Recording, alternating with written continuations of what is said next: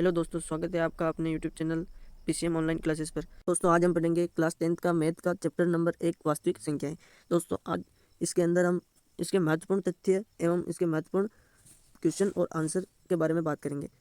तो बात करते हैं परिमेय संख्याएं। ऐसी संख्याएं जिनको पी बटा क्यू के रूप में लिखा जा सके, जहाँ पी क्यू पूर्णांक संख्या है तथा क्यू नॉट इक्वल्स टू 0 परिमेय संख्या कहलाती है। उदाहरण के तौर पर हम 22/7 इत्यादि उदाहरण देख सकते हैं। अगली बात करते हैं अपरिमेय संख्याएं। ऐसी संख्याएं जिनको पी बटा क्यू के रूप में नहीं लिखा जा सके अपरिमेय संख्याएं कहलाती है। उदाहरण √2, √3, पाई इत्यादि अपरिमेय संख्याएं। दोस्तों एक महत्वपूर्ण बात आपको ध्यान रखनी है, पाई अपरिमेय संख्या है लेकिन 22/7 अपरिमेय संख्या नहीं है। अगली बात करते हैं दोस्तों वास्तविक संख्याएं। सभी परिमेय संख्या और अपरिमेय संख्याओं को सम्मिलित रूप से लिखने पर वास्तविक संख्याएं प्राप्त होती है। जो भी परिमेय और अपरिमेय सारी संख्याएं हैं उनको मिलाकर वास्तविक संख्याओं का निर्माण होता है। उदाहरण √2, √3, पाई 22/7 इत्यादि हैं। आगे देखते हैं दोस्तों महत्वपूर्ण तथ्य। एक परिमेय तथा एक अपरिमेय संख्या का योग या अंतर एक अपरिमेय संख्या होती है। एक अशून्य परिमेय संख्या तथा एक अपरिमेय संख्या का गुणनफल तथा भागफल एक अपरिमेय संख्या होती है। यदि दो अपरिमेय संख्याओं को जोड़े, घटाए, भाग दे या गुणा करने पर परिमेय या अपरिमेय दोनों में से कुछ भी आ सकता है। दोस्तों अगली है अंकगणित की आधारभूत प्रमेय। प्रत्येक भाज्य संख्या का अभाज्य संख्याओं के गुणनफल के रूप में व्यक्त किया जा सकता है तथा यह गुणनखंड अभाज्य गुणनखंडों के आने के क्रम में के बिना अद्वितीय होता है। यह महत्वपूर्ण बिंदु है। संख्या एक न तो अभाज्य है और न ही भाज्य। एक न तो भाज्य है और न ही अभाज्य है। आगे देखते हैं दो धनात्मक पूर्णांकों के एलसीएम व एचसीएफ अंकगणित को आधारभूत प्रमेय या अभाज्य गुणनखंड विधि से ज्ञात किया जा सकता है।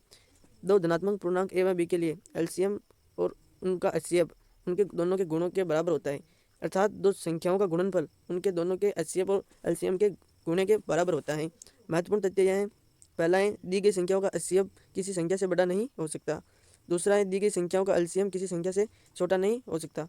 दो सह अभाज्य संख्याओं का एचसीएफ 1 होता है। उदाहरण दो संख्याओं 306 और 657 का एचसीएफ 9 हो तो एलसीएम ज्ञात करते हैं। इसका एलसीएम दो संख्याओं के एलसीएम व एचसीएफ में निम्न संबंध होता है। हम जानते हैं कि दो संख्याओं का गुणनफल बराबर एचसीएफ गुणा एलसीएम होता है। तो 306 गुणा 657 बराबर में 9 गुणा एलसीएम।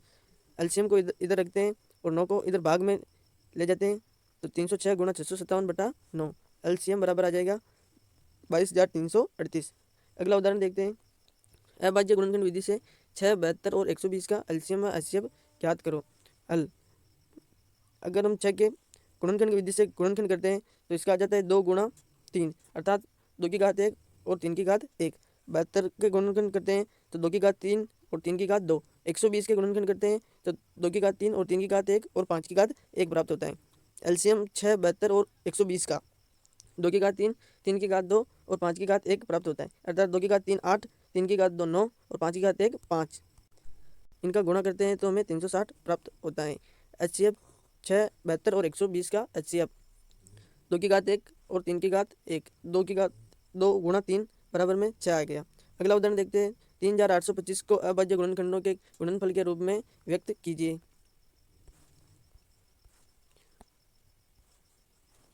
इसके गुणनखंड इस प्रकार से कर सकते हैं। 3825 में सर्वप्रथम 3 का भाग देते हैं। अगर आपको इसमें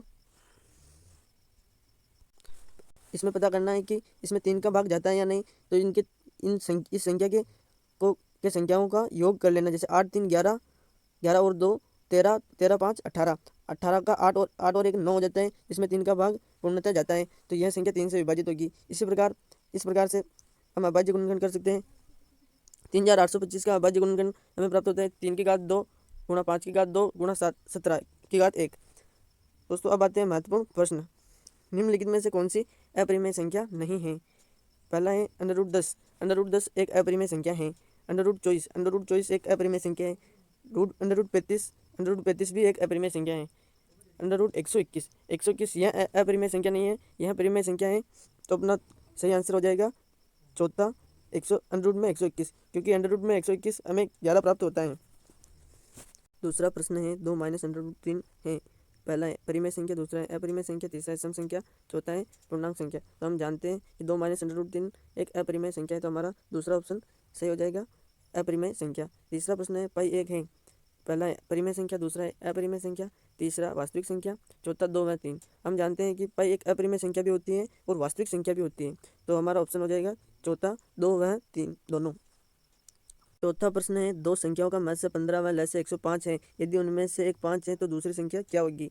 पहला है 75, दूसरा है 15, तीसरा है 315, चौथा है 525। तो हम जानते हैं कि दो संख्याओं का गुणनफल उनके एचसीएफ और एलसीएम के बराबर होता है, तो एचसीएफ गुणा एलसीएम बराबर में हो जाएगा दोनों संख्याओं का गुणनफल। एक संख्या अपने पास 5 है तो दूसरी संख्या को हम x मान सकते हैं, तो x बराबर हो जाएगा एचसीएफ अपना 15 है, एलसीएम 105 है, बटे में चला जाएगा 5, तो 5 दिए 15, 3 को 105 से गुणा करने पर हमें प्राप्त होता है 315। तो हमारा तीसरा आंसर सही हो जाएगा, ऑप्शन नंबर 3 सही हो जाएगा, 315।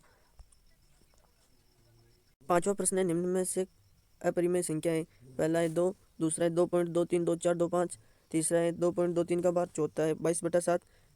तो हम जानते हैं कि दूसरा ऑप्शन हमारा सही है, 2.232425 यह एक अपरिमेय संख्या है। छठा प्रश्न देखते हैं, 144 के अभाज्य गुणनखंड में 2 की घात है।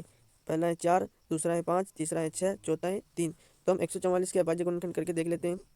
144 में 2 का तो 7, 7 7 दूना 14, 72, तो 2 3 6, 1 बच जाएगा 6, 2 18, 2 2 नाम 18, यानी कि अब 3 का जाएगा, यानी कि 1 2 3 और 4, 4 4 2 की घात हमारे यहाँ पर 4, यानी कि पहला ऑप्शन हमारा सही हो जाएगा 2 की घात 4। तो प्रश्न है, यदि पी स्क्वायर एक सम संख्या है तो पी एक है। पहला है विषम संख्या, दूसरा है सम संख्या, तीसरा कह नहीं सकते, चौथा इनमें से कोई नहीं। हम जानते हैं कि किसी भी सम संख्या का वर्ग सम संख्या ही होता है, तो हमारा सही ऑप्शन हो जाएगा दूसरा सम संख्या है। अगला प्रश्न है 8वां, यदि संख्या ए तथा 18 का एलसीएम 36 है तथा ए और 18 का एचसीएफ 2 है, तो ए का मान क्या होगा? हमें ए का मान पूछा है, तो हम जानते हैं एचसीएफ और एलसीएम का गुणा उन दो संख्याओं के गुणनफल के बराबर होता है। एक तो है 18 और एक है ए। तो एचसीएफ अपने को दे रखा है 2 और एलसीएम अपने को दे रखा है 36, और इधर 18 आ जाएगा, तो ए बराबर हो जाएगा 18 दूना 36, यानी कि ए बराबर हो जाएगा 4। तो हमारा आंसर चौथा आंसर सही हो जाएगा, चौथा विकल्प सही हो जाएगा 4। 9वां प्रश्न है, संख्याओं चिन्मय और 404 का में से होगा। पहला है 16, दूसरा है 12, तीसरा है 8, चौथा है 4। चिन्मय और 404 का में से अपने को पूछा है। चिन्मय और 404 का में से 4 होता है, हम जानते हैं। चिन्मय और 404 का में से हम याद करेंगे तो हमें 4 प्राप्त होगा। 10वां प्रश्न है, दो परिमेय संख्याओं के बीच कितनी परिमेय संख्या हो सकती है? दो परिमेय संख्याओं के बीच में अनंत परिमेय संख्या हो सकती है। 11वां प्रश्न है, संख्याएं 7 गुणा 11 गुणा 13 प्लस 13 वह 7 गुणा 6 गुणा 5 गुणा 4 गुणा 3 गुणा 2 गुणा 1 प्लस 5 कौन सी संख्या है? यह एक भाज्य संख्या है। 12वां प्रश्न है, दो संख्याओं ए व बी का एचसीएफ क्या होगा? ए व बी का एचसीएफ, क्योंकि उनमें कोई कुछ भी अज्ञात राशि है, तो उसमें किसी भी अज्ञात राशि में एक तो कॉमन आता ही है। इसलिए 13वां प्रश्न है, 156 को अभाज्य गुणनखंडों के रूप में गुणनफल के रूप में व्यक्त कीजिए। इस प्रकार से आप 156 को अभाज्य गुणनखंड के रूप में व्यक्त कर सकते हैं। तो इसके घातों के रूप में आ जाएगा 2 की घात 2 गुणा 3 की घात 1 गुणा 13 की घात 1। 14वां प्रश्न है, 144 व 198 का महत्तम समावर्तीय में से क्या होगा? 144 और 198 का में से 18 प्राप्त होगा। 15वां क्वेश्चन है, अभाज्य गुणनखंड विधि द्वारा 510 और 92 का महत्तम समापवर्तक और लघुत्तम समापवर्तक ज्ञात कीजिए। अभाज्य गुणनखंड विधि 510 का अभाज्य गुणनखंड विधि से 2 गुणा 3 गुणा 5 गुणा 17 प्राप्त होता है। 92 का 2 गुणा 2 गुणा 23 प्राप्त होता है। एचसीएफ 510 और 92 का एचसीएफ हमें 2 प्राप्त होता है। एलसीएम इसका प्राप्त होता है 23,460। प्रश्न है, दो संख्याओं 90 व 144 का एलसीएम बराबर 720 हो तो एचसीएफ ज्ञात करो। हमें दो संख्याएं दे रही 90 और 144, उनका एलसीएम दे रखा है 720, तो हमने को एचसीएफ ज्ञात करना है। हल देखते हैं, दो संख्याओं के एलसीएम व एचसीएफ में निम्न संबंध होता है। दो संख्याओं का गुणनफल बराबर एलसीएम गुणा एचसीएफ। हम जानते हैं कि दो संख्याओं का गुणनफल उनके दोनों संख्याओं के गुणनफल के एलसीएम और एचसीएफ के बराबर होता है। तो 90 इंटू 144 बराबर 720 इंटू एचसीएफ। 720 हमारा एलसीएम है, दोनों संख्याओं का गुणनफल एक साइड, बटे में 720, एचसीएफ बराबर 18। तो हम इस प्रकार से एचसीएफ ज्ञात कर सकते हैं। अगला 17वां प्रश्न है, सिद्ध कीजिए कि √3 एक अपरिमेय संख्या है। माना कि √3 एक परिमेय संख्या है। हम पहले मानते हैं कि भाई √3 एक परिमेय संख्या है। √3 बराबर a बटा b, जहाँ a b सहअभाज्य पूर्णांक है। हमने √3 को a बटा b के रूप में इसलिए लिखा क्योंकि हमने इसको परिमेय संख्या मानना है, और हमने अभी पढ़ा था कि परिमेय संख्या को p बटा q के रूप में लिख सकते हैं। आगे देखते हैं, दोनों पक्षों का वर्ग करने पर 3 का √3 का वर्ग हो जाएगा 3, और a बटा b का स्क्वायर हो जाएगा a स्क्वायर बटा b स्क्वायर। तो इसको b स्क्वायर को इधर भेजने पर 3b स्क्वायर बराबर a स्क्वायर प्राप्त होता है। अतः 3a स्क्वायर को विभाजित करेगा, इसलिए 3a को b विभाजित करेगा। माना a बराबर 3c, जहाँ c एक पूर्णांक है, तो 3b स्क्वायर बराबर 3c का होल स्क्वायर, 3b स्क्वायर बराबर 9c स्क्वायर, b स्क्वायर बराबर 3c स्क्वायर। अतः 3b स्क्वायर को विभाजित करेगा, इसलिए 3b को भी विभाजित करेगा। अतः a व b में कम से कम एक उभयनिष्ठ गुणनखंड है 3 है, परंतु यह इस तथ्य का विरोध करता है कि a और b सहअभाज्य पूर्णांक हैं। अतः हमारी परिकल्पना गलत है। अतः √3 एक अपरिमेय संख्या है। इस प्रकार से आपको हल करना है। अगला प्रश्न है 18वां प्रश्न है, सिद्ध कीजिए कि 5 माइनस √3 एक अपरिमेय संख्या है। हल, माना कि 5 माइनस √3 एक परिमेय संख्या है, अतः इसे p बटा q इस रूप में लिख सकते हैं। 5 माइनस √3 बराबर p बटा q, √3 बराबर 5 माइनस p बटा q। चूँकि p q 5 सभी पूर्णांक हैं, इसलिए 5 माइनस p बटा q एक परिमेय संख्या है। तो √3 भी एक परिमेय संख्या होगी, क्योंकि ये √3 इसके बराबर है, जो इसका विरोध करता है कि √3 एक अपरिमेय संख्या है, इसलिए हमारी परिकल्पना गलत है। अतः 5 माइनस √3 एक अपरिमेय संख्या है।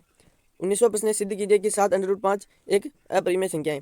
हल देखते हैं, माना 7 √5 एक परिमेय संख्या है, अतः 7 √5 बराबर a बटा b, जहाँ a तथा b सहअभाज्य पूर्णांक है और b बराबर नहीं है 0 के। √5 बराबर a बटा 7b, इसलिए √5 एक परिमेय संख्या है, इसलिए √5 भी एक परिमेय संख्या होगी, जो कि तथ्य का विरोधाभास करता है कि √5 एक अपरिमेय संख्या है। यह विरोधाभास हमारी गलत परिकल्पना के कारण हुआ है। अतः 7 √5 एक अपरिमेय संख्या। यदि आपको हमारा वीडियो पसंद आ रहा है तो इसे लाइक कीजिए, अपने दोस्तों के साथ शेयर कीजिए, चैनल को सब्सक्राइब करें। ये वीडियो आपको कैसा लगा कमेंट में ज़रूर बताएं। अगर आपको किसी सवाल में डाउट है तो आप कमेंट कर सकते हैं, मैं उसका जवाब अवश्य दूंगा। यह इस अध्याय के महत्वपूर्ण प्रश्न हैं। बोर्ड में बार बार इनके ये वाले क्वेश्चन ही रिपीट होते हैं बार बार, तो इनको अच्छे से लें। यदि आप इसकी PDF प्राप्त करना चाहते हैं तो हमारे टेलीग्राम चैनल से जुड़ सकते हैं, लिंक डिस्क्रिप्शन में है। धन्यवाद।